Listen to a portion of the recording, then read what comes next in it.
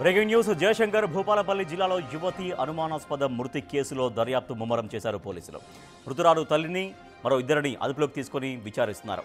ఈ నెల 3న వర్షినికి ఫోన్ చేసి రమ్మని ఓ యువకుడు చెప్పినట్టుగా, ఆ తర్వాతే వర్షిని హత్య జరిగినట్టుగా గుర్తించారు పోలీసులు. ఈ కేసును డైవర్ట్ చేసేందుకు డెడ్ బాడీని అడవిలో పడేసి క్షుద్ర పూజల సీన్ క్రియేట్ చేశారని భావిస్తున్నారు. వర్షిని హత్యలో తల్లిని కూడా ఇంటరాగేట్ చేస్తున్నారు పోలీసులు.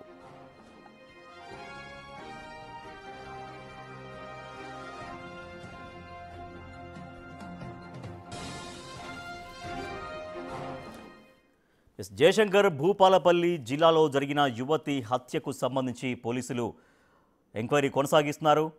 మరింత సమాచారాన్ని మా ప్రతినిధి వేణు అందిస్తారు. వేణు, పోలీసుల ఇంటరాగేషన్లో ఎటువంటి పురోగతి కనిపిస్తోంది వర్షిని మరణం విషయంలో? రాజేష్, నిన్నటి నుంచి వడతెల గ్రామానికి చెందినటువంటి ఇద్దరిని, అదేవిధంగా అనుమానంతో తల్లిని కూడా ఇంటరాగేట్ చేస్తున్నారు. అయితే ప్రస్తుతానికైతే ఓ కొలిక్కే ఎంక్వైరీ వచ్చినట్టుగా తెలుస్తోంది. ఇందులో ప్రధానంగా తల్లే కూతుర్ని హత్య చేయించిందనేటువంటి అనుమానాలు బలపడుతున్నాయి. దానికి సంబంధించి కొన్ని సాక్ష్యాలు కూడా సేకరించినట్టుగా తెలుస్తోంది. సో దీనిలో ప్రధానంగా సీన్ ఆఫ్ అఫెన్స్ లోపల ఒక ఆధార్ కార్డు, ఆ వర్షిని మృతదేహం పక్కన ఒక ఆధార్ కార్డు లభించింది. అయితే తాను బస్ ఎక్కి వెళ్తే ఆధార్ కార్డు ఫోటోతో ఉన్నటువంటి ఆధార్ కార్డు పార్ట్ను తీసుకెళ్తారు, కానీ అక్కడ డెడ్ బాడీ దగ్గర ఉన్నటువంటి ఆధార్ కార్డు ఒక ఓన్లీ అడ్రస్ తో కూడినటువంటి ఒక సింగిల్ పార్ట్ మాత్రమే దొరికింది. అంటే ఇది ఇంట్లో ఉండాల్సినటువంటి ఆధార్ కార్డు అప్పర్ లీఫ్ అనేది డెడ్ బాడీ దగ్గర కనిపించడంతో ఇంట్లో వాళ్ళే తీసుకెళ్లి ఆ ఆధార్ కార్డును అక్కడ పడేశారనేది ప్రస్తుతము పోలీసులకు అనుమానం వచ్చింది. సో ఈ కోణంలో ఎంక్వైరీ చేయగా తల్లి పాత్ర వర్షిని హత్య వెనుక ఉందనేటువంటిది అయితే ప్రస్తుతం సుస్పష్టంగా తెలుస్తుంది. మరోవైపు 2వ తేదీన వర్షినికి సంబంధించిన సెల్ ఫోన్ స్విచ్ ఆఫ్ వచ్చింది, కానీ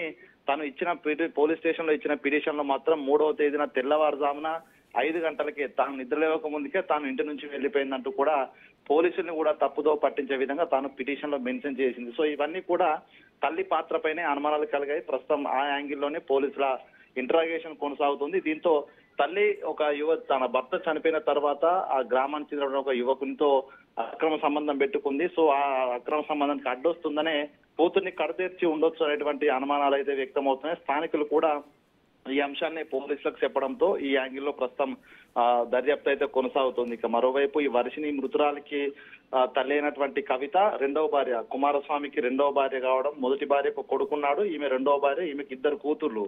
మొదటి కూతురు తల్లి ప్రవర్తన కారణంగా ఓ అబ్బాయిని లవ్ చేసుకొని తను వెళ్లిపోయి పెళ్లి చేసుకుంది. ఇక 2వ కూతురు మాత్రం ఎక్కడికి వెళ్ళనంటూ ఇంట్లోనే ఉంటుంది. సో దీంతోనే ఆ కూతురు పైనే కోపం పెంచుకుంది తల్లి, అందుకే అడ్డు తొలగించుకోవాలని ఈ అఘాయిత్యానికి పాల్పడవచ్చు అనేది ప్రస్తుతము పోలీసుల విచారణ తెలిసినట్టుగా తెలుస్తుంది. ఇక తను ఇంట్లోకి వెళ్లిపోయిందా, వెళ్ళగొట్టిందా తల్లి, లేకుంటే కిరాయి మనుషులను పెట్టించి తను కిడ్నాప్ చేయించిందా అనేది ప్రస్తుతము విచారణ తేలాల్సింది. ఎందుకంటే తాను కూడా ఎంతో కీలకంగా ఉదయం తెల్లవారుజామున 5 గంటలకి ఇంట్లోంచి వెళ్ళింది, నేను చూడలేదని చెప్తోంది. నిజంగా అంత తెల్లవారు పక్కన కొన్ని క్షుద్ర పూజలు చేసినట్టుగా పసుపు కుంకుమ ఇంకా ఆ పూజకు కావాల్సినటువంటి కొంత సామాగ్రి కూడా ఉంది అనేది కూడా తెలిసింది. ఆ విషయం అంటే ఇదంతా కూడా డైవర్షన్ చేయడానికి మాత్రమే అక్కడ క్షుద్ర పూజల సీన్ క్రియేట్ చేశారనేది ప్రస్తుతంగా తెలిసిపోయింది. ఎందుకంటే నాను 2వ తేదీ ఉదయం నుంచి ఇంట్లో నుంచి వెళ్ళిపోతే నిజంగా ఆమె చనిపోయి దాదాపు డెడ్ బాడీకి 20 రోజుల సమయం పట్టింది, 20 రోజుల క్రితమే చనిపోయిన డెడ్ బాడీ అంటూ కూడా వైద్యులు చెప్పారు. సో దీన్ని బట్టి చూస్తే 20 రోజుల క్రితం చనిపోయిన డెడ్ బాడీ కనుక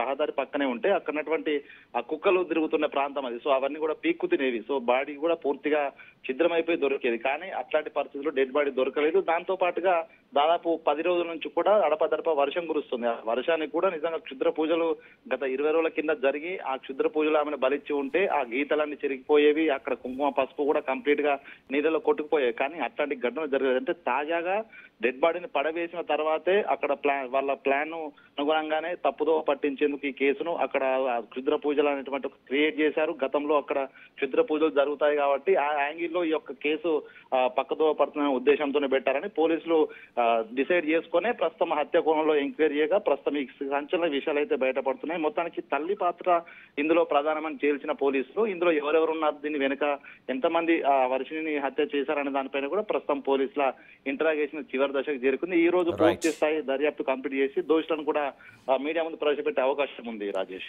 రైట్, థ్యాంక్ యూ వేణు. ఈ భూపాలపల్లి జిల్లాలో అనుమానాస్పద మృతి కాదు, అది హత్య అని దాదాపుగా పోలీసులు నిర్ధారణకు వచ్చారు. అయితే ఈ హత్యలో స్వయంగా తల్లి పాత్ర ఉంది అనేది పోలీసులు కొన్ని ఆధారాలు సేకరించారు. ఇక సాయంత్రం తర్వాత పూర్తి క్లారిటీ వచ్చే అవకాశం ఉంది ఈ కేసుకు సంబంధించి.